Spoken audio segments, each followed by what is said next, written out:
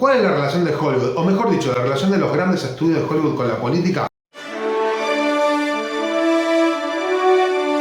Es muy importante recordar que los creadores de Hollywood son todos estos empresarios que empezaron proyectando películas en la costa este, en New York, y que se fueron lentamente a California. Cuando llegan a California y su negocio se empieza a expandir, empiezan a producir más películas y al mismo tiempo son dueños de las salas, esto es importante.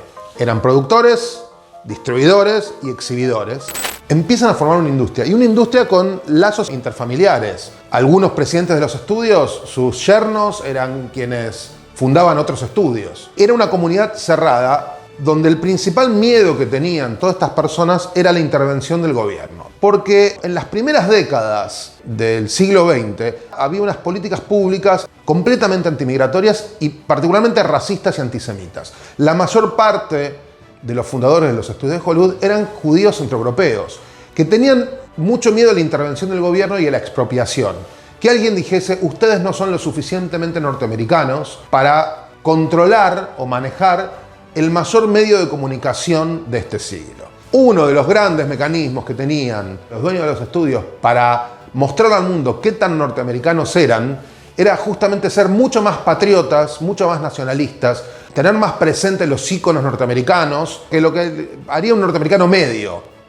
Entonces, las películas producidas por muchos de estos estudios son muchísimo más extremas en sus posiciones nacionalistas y patrioteras. Y trataron de inventar una suerte de idea del pasado muy noble, reforzando lo que los norteamericanos entendían como sus íconos nacionales. Cuando termina la Segunda Guerra Mundial y aparece la Guerra Fría y empieza a haber una oposición de Estados Unidos a la Unión Soviética, lo que empieza a pasar es que todos los que tenían simpatías progresistas y filiaciones sindicales progresistas en el periodo anterior empezaron a ser vistos como comunistas.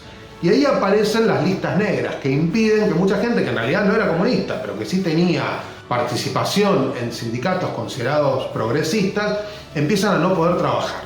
Lo que empieza a ocurrir es que cuando a principios de los 60 se empiezan a levantar las prohibiciones en la lista negra, porque los directores empiezan a decir, a mí no me importa tu lista negra, yo voy a contratar a tal actor, o voy a contratar a tal guionista. Los estudios empiezan nuevamente a pesar de ser conservadores, en lo económico y en lo político, a tomar distancia y dejar que las cosas funcionen solas. Y cuando a fines de los 60 y principios de los 70 aparece una nueva generación de productores y directores dispuestos a tocar temas más controversiales, lo que normalmente se llama el nuevo Hollywood, los estudios se dieron cuenta que tenían que ser liberales porque en ese periodo era lo que más dinero les daba. Y entonces empezaron a permitir películas antisistema como MASH, como Busco mi destino, Easy Rider. La generación siguiente es la que empieza a conectar con las luchas políticas de esta generación que había estado en las listas negras. Y esa es la generación que se empieza a oponer a políticas específicas del gobierno norteamericano. A partir de la guerra de Vietnam empiezan a aparecer los actores activistas. If I fall over, pick me up because I've got some things to say. Climate change is real. It is happening right now. We all became more aware of the problems of the handicapped. We saw a young man folding into himself as a result of the persecution of his community, and tell him that he mattered, that he was okay, and accept him. We know their names.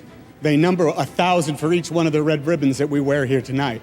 If I may be so honored to have all the female nominees in every category stand with me in this room tonight. An actor's only job is to enter the lives of people who are different from us and let you feel what that feels like. Por un par de acciones de directores como Otto Preminger, empieza a romperse las listas negras. El resultado es que California pasa de ser un estado republicano en los años 60 y en los años 70, empieza cada vez a volverse un estado más progresista. La mayor parte de la industria del cine está en California. Por lo tanto, es un lugar de mucho activismo político. Hay gente que dice, bueno, pero es políticamente correcto, lo están haciendo para expiar culpas. Yo la sensación que tengo, y vivo en California, se lo tengo que decir, es que no.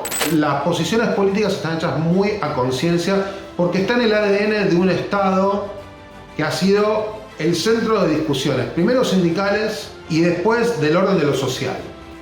Whether we're talking about gender inequality or racism or queer rights or indigenous rights or animal rights. We're talking about the fight against injustice.